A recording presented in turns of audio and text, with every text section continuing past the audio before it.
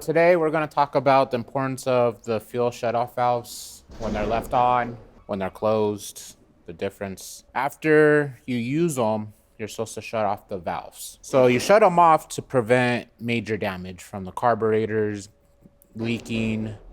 Then from there, the fuel has nowhere to go, so it seeps into the cylinders. Then when you try to start them, it creates hydro lock and it'll pretty much destroy the engine. It's happened a few times already, and trying to avoid that from happening again. If you don't shut off the valve, the fuel's gonna fill up the carburetor over time, the matter of a couple days. Then once the carburetor's full, it's gonna travel into the cylinder heads, or it's gonna leak onto the ground, whatever's the least possible resistance, I guess that's how you say it.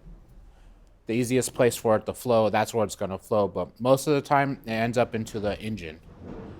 Then, when that happens and you try to start it, it hydrolocks the motor and you have to replace the motor. Yeah, fuel sitting on rubber. It starts creating leaks and it's not going to run right. Then you guys are going to start calling me like, why isn't this running right? Do your job. And that's where the issue is. All you have to do is turn it on and off, which is fairly easy.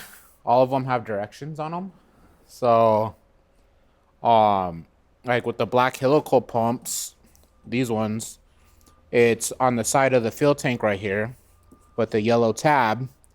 And if you wipe off the dirt, it says off and on. So really, it's off right now because the valve is not in line with the fuel line. So it's off. So if you push it down, now it's on and the fuel is running through the line. So when you start it, before you start it, flip it on, let it run. Then before you turn the key off, you turn that off and it cuts the fuel to the line. Then usually the engine will die out.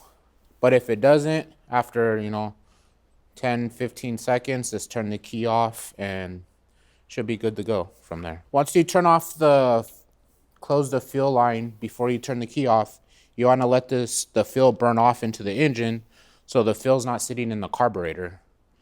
And then once the fuel's gone, the motor will die out, then you turn the key off. So then you know that carb has no fuel in it and it's not going to leak. It's not going to cause further damage for the next person that uses these. So this was the black helical pumps. So now we're going to go to these monstrous push peer pumps. These ones are a little bit more complicated in a way because the switch is actually really hidden. So yeah, the air filter right here. Then the switch for the fuel is right here. So right now it's off. You press it that way and it's on. So it's pretty much in line with the filter right here for the fuel filter. So it's going through right there. It closes it. So it's the same as the helical pumps. Pretty much before you shut it off, you close the switch and you let the fuel burn off inside the carb and prevents further issues down the road. Our next one is this little helical. So this is our other helical pump with fuel shut off. I have it taken apart because the carburetor was bad. As you can tell, it's in pieces.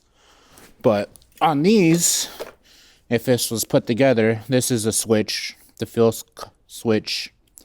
And when it's lined up like that, it's off. That's on. So it's in line with the fuel.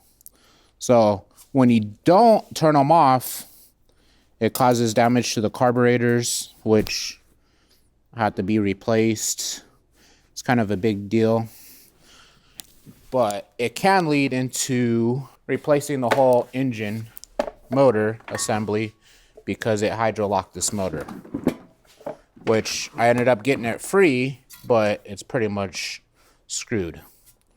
And when you see the fuel switches broken, let me know, because they shouldn't be dangling. They should be bolted on and secured to the actual housing here. But if you see them dangling, let me know so I can fix it.